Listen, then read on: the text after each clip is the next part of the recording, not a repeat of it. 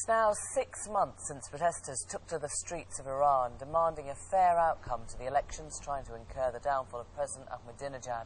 One of the defeated presidential candidates, Mehdi Karroubi, was more outspoken than most. He was threatened with jail after claiming the election was rigged and that opposition supporters had been physically abused. Tonight, in an exclusive interview, he's invited the BBC into his home and spoken frankly about his predictions for the country. Here's our Tehran correspondent, John Lyne. 6 months on, and the Iranian government and opposition are squaring up for a new confrontation. New demonstrations, the possible arrest of opposition leaders like this man, Mehdi Karroubi. It could be an explosive mix.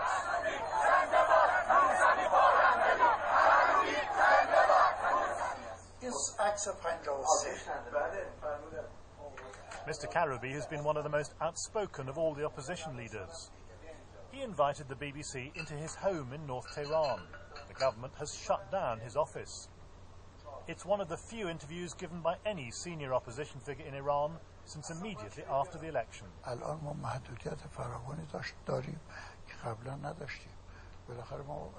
We have lots of new restrictions. We used to have a newspaper that spread our opinions. We used to have party meetings. They've all been shut down.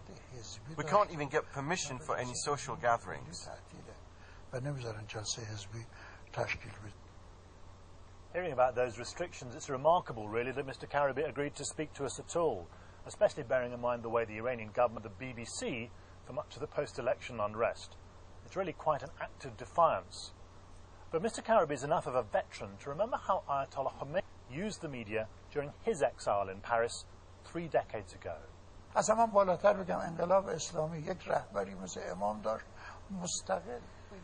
A lot of Western media were writing about Ayatollah Khomeini. In Europe, his opinions were being carried by the media. BBC Radio reflected his views. How is it that was okay? When the BBC reflected his views, it was all right then.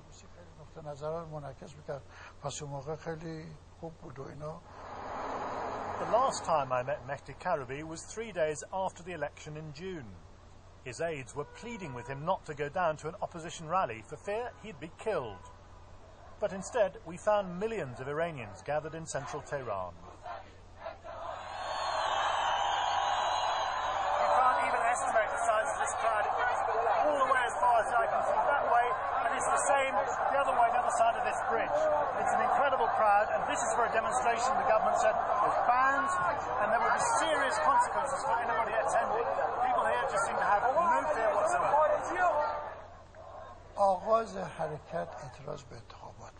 At the beginning of the movement, it was just a protest against the election.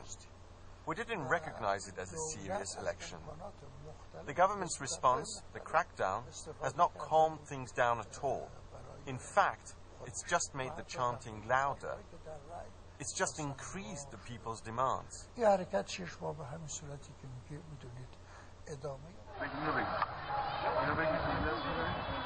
And it's not just what's been seen on the streets.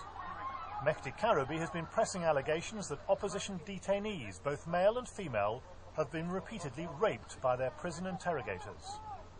The government has vehemently denied his accusations and threatened to prosecute Mr. Karroubi. So does he still stand by them? When the judiciary comes and shuts down my office, takes away my documents and threatens those who have come forward with allegations, so much so that some have had to leave the country, then I have to tell you, I still believe that the people who have spoken to me are telling the truth.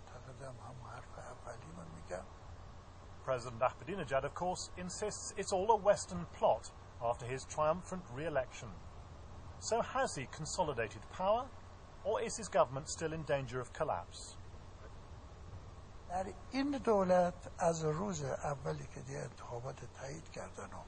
From the first day the election result came out, I was convinced that Mr. Ahmadinejad would not survive the full 4 years of his term.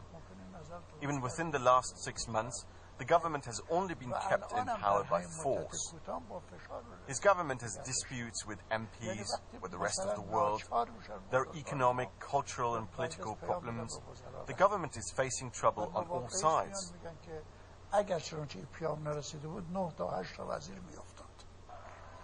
In recent days, this picture, apparently showing the desecration of a photo of Ayatollah Khomeini, has been repeatedly shown on Iranian state TV. The opposition says it's a fraud. But it is true that in recent protests, demonstrators have been sounding increasingly radical, and they could become even more so if their leaders are arrested, as the government keeps hinting it might. Mr. Karroubi views the prospect philosophically.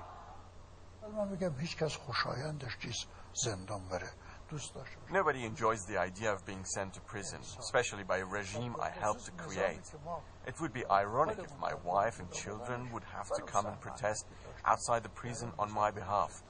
They used to do that under the Shah's regime. If it happens, so be it. I'm ready. I don't think it will. But then whatever you assume, sometimes the opposite happens.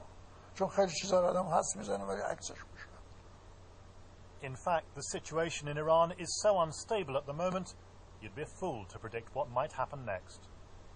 Mehdi Karroubi talking to John Lai.